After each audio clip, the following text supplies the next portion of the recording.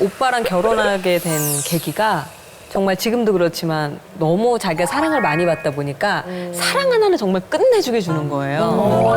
연애할 때도 막 그냥 어디 공공장소를 가도 여기서 계속 지적여요, 입술을. 그냥 예, 여기 한번 뽀뽀했다, 여기 했다가 막 남들이 좀 이상하게 볼 정도로. 그래서 아, 이 사람이면은 정말 나를 이 사랑하는 마음 하나만 보고 내가 결혼할 수 있겠다 했는데 했는데 정말 그게 다였어요. 네? 그 애정표 할 줄 아는 게 그거밖에 없는 거예요. 쪽쪽쪽쪽 다 이끌리자. 여기 이런 데다가 하는 거 말고는 사랑을 줄 줄 모르는. 네. 어쨌든 그런데 그럼에도 불구하고 예. 예. 근데 이제 그게 정말 사랑 주는 게 다였고 정말 할 줄 아는 게 없는 거예요. 제가 예를 들어서 음식을 이렇게 갖춰서 갖다 주지 않으면은 집에서 밥을 안 먹는 건 기본이고요. 어머나. 냉장고에 반찬이 있어도 꺼내 먹는 것도 전자레인지에 데워 먹는 것도 못하고. 네. 그래서 정말 내가 어떻게 이런 인간이랑 결혼했을까. 더 좋은 남자를 만났을 수도 있었는데. 그래서 정말 오빠랑 정말 다툼이 많았어요. 뭐 신혼 초반에는 나만 할 가전제품이 없을 정도로 그랬는데 이제 아버님이 3년 전에 간암을 진단받으셨거든요. 근데 이제 아버님이 전화가 오셨는데 내가 집 앞에 병원에 갔는데 간암 말기라고 하더라 이러셔가지고 저는 이제 출근을 해야 되는 거예요. 제가 직접 모시고 가고 싶었는데 그래서 오빠한테 얘기를 하니까 오빠가 이제 큰 병원에 가서 진단을 받고 온 거예요. 근데 그날 집에 와서 오빠가 하는 얘기가 미니야 아버님 얼마 못 산대 이래요. 근데 뭐 길면 6개월이래 이래요. 그래가지고 제가 뭐 감당이 안 되죠. 그런데 너 걱정 하나도 하지 마. 오빠가 간 이식 해줄 거니까 너는 걱정 하나도 하지 마. 이러는 거예요. 그래서 말이라도 제가 거기서 뭐지? 어머니가 분명히 반대할 텐데. 그랬는데 이제 어머니가 전화가 오셔요.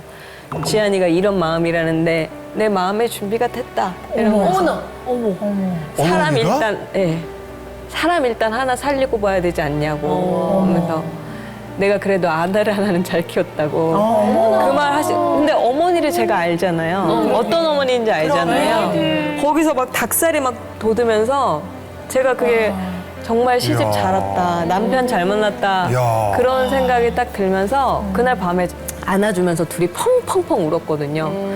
근데 거기서 끝이 아니라 정말 오빠가 아빠 병원을 데려간 게 한 50번이 넘어요. 그래서 또 사이랑 오셨냐고, 또 사이랑 왔냐고, 딸은 언제 오냐고 할 정도로. 근데 제가 되게 무리한 부탁을 많이 해요. 오빠가 뭐 촬영이 있거나 그럴 때도 오빠 오늘 아빠 병원 가야 돼 이러면 다 취소. 어? 촬영을 하는데 이제 좀 시간 미룰 수 조절해서. 있으면 네. 미루고 가죠. 쉽지 않죠. 네. 근데 정말 진상이고 모자란데 제가 근데 이제 아버님이 6개월 진단 받으셨는데 3년을 사셨거든요. 그게 맞아, 아무래도 예, 이제 사랑을 아버님이 받아서 그런 것 같고 마지막에 돌아가시기 전에 저한테도 따로 유언을 못 하셨는데 오빠한테는 하셨어요. 그게 뭐냐면 조서방 최고라고. 이렇게 엄지하면서 조서방 최고라고 하시면서. 네. 저 시간 멋있다. 진짜. 멋지다. 그게 좋죠. 완전. 고마워요. 저 같은 경우는 이제 신랑한테 고마운 게 참 많아요. 일단 저랑 결혼해준 것부터가 참 고마워요. 예. 왜?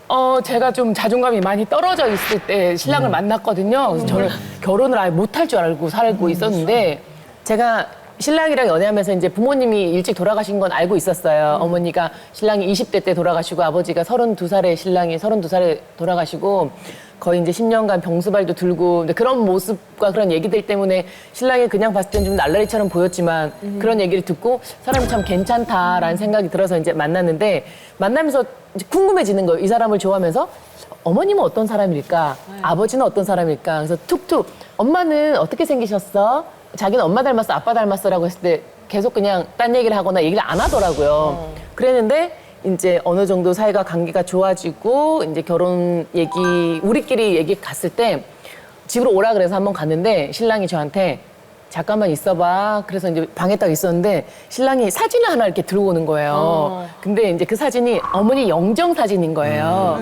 그 장례식장에 있었던 그 사진을 그대로 이렇게 들고 와서 저한테 이렇게 보여주면서 우리 엄마 보고 싶었지? 우리 엄마야. 엄마, 내가 결혼하고 싶은 여자인데 인사해. 라고 이제 영정 사진을 보면서 엄마랑 대화를 하더라고요. 저도 이제 그 순간 좀 당황을 해가지고 갑자기 사진을 갖고 오니까 그래서 어머니 안녕하세요. 이제 흥규 씨랑 만나고 있고요. 그래서 사진을 보면서 이제 첫 상견례를 했어요. 제가 신랑한테 그 사진 엄마 보고 싶으면 걸어놓지 왜 이거 숨겨놨어? 했더니 신랑이 하는 말이 너무너무 어린 나이에 엄마가 돌아가셔서 너무너무 엄마가 보고 싶은데 볼 수 없는 걸 아니까 그 사진을 차마 볼 엄두가 안 나서 13년 동안 한 번도 꺼내질 않았대요. 그래서 13년을 본인도 보지 않고 이렇게 좀 닫아놨던 그 사진을 저한테 처음으로 이렇게 꺼내줬을 때 그 마음이 너무 고맙더라고요. 그래서 제가 마음속으로 어머니랑 이렇게 상견례도 하고 인사를 했으니까 진짜 이 남자랑 같이 결혼을 해야겠다라는 생각을 했어요. 그러고 이제 신랑이 저한테 어머니 유품이라고 목걸이를 이렇게 걸어줬어요. 그 저도 이제 그게 너무 감동적이더라고요. 뭘 잘 안 주는 사람인데. 그것도 금을. 제가 그거를 진짜 사우나를 가도 이게 목걸이 메고 있으면 뜨겁잖아요. 근데 그것도 안 떼고 한 번도 안 풀었는데 그 목걸이가 없어진 거예요. 저는 진짜 잃어버릴 거라고 상상도 못 했는데 그래서 목걸이를 잃어버린 걸 알고 제가 신랑을 못 만나겠는 거예요. 그러니까 만났을 때 목을 쳐다보거나 이거에 대해서 물어볼까 봐 그냥 그때부터 좀 긴장하고 말도 잘 못하고 신랑이 물어보면 깜짝깜짝 놀래고 그리고 이제 신랑이 저를 봤을 때 결혼 날짜 잡아놓고 자꾸 집에 오면 문 잠그고 뭔가를 하고 얼굴 쳐다보면 똑바로 못 쳐다보고 긴장하고 이러니까 저를 붙잡고 저한테 자기 혹시 나한테 뭐 숨기는 거 있어? 딱 이렇게 얘기하길래 제가 여보 미안해 이러고 펑펑 울었어요. 진짜 미안해 정말 미안해 내가 엄마 목걸이를 잃어버렸어. 그리고 제가 진짜 팔짝팔짝 뛰면서 울었어요. 미친 것처럼 울었어요. 얼마나 미안해요. 엄마 유품이니까. 그렇게 소중하게 생각하는 엄마 유품인데 제가 잃어버렸으니 그랬더니 신랑이 저한테 막 화를 내거나 이럴 줄 알았는데 저를 꼭 안아주면서 괜찮아 이제 엄마 유품도 소중하지만 자기가 더 소중해 울지 마 괜찮아고 저를 안아주는데 그때 이 남자의 품이 너무 따뜻해서 왜 이래? 제가 이제 왜 이러냐. 마음속으로 생각했어요. 어머니 제가 유품까지 잃어버렸으니까 이 남자의 사랑은 잃어버리지 않을게요. 제가 꼭 같이 책임질게요. 아이고야. 라고 이렇게 생각했던 그때가 가장 고마워서 그 이후로부터 쭉 이렇게 살고 있는데 소리들이 다 예술이다. 야. 근데 요거 방송을 신의들이 볼까봐 좀 걱정되는데 잃어버렸던 거 알까봐. 정말 죄송합니다. 네. 자, 그렇다면 자, 오늘 우승자. 호텔 숙박권 어디로 갈지. 자, 오늘의 우승자는 바로 누구? 박혜민 씨입니다. 이거 두 분이 맞습니다. 아직까지 구독과 좋아요 안 누르셨어요? 지금 당장 눌러주세요.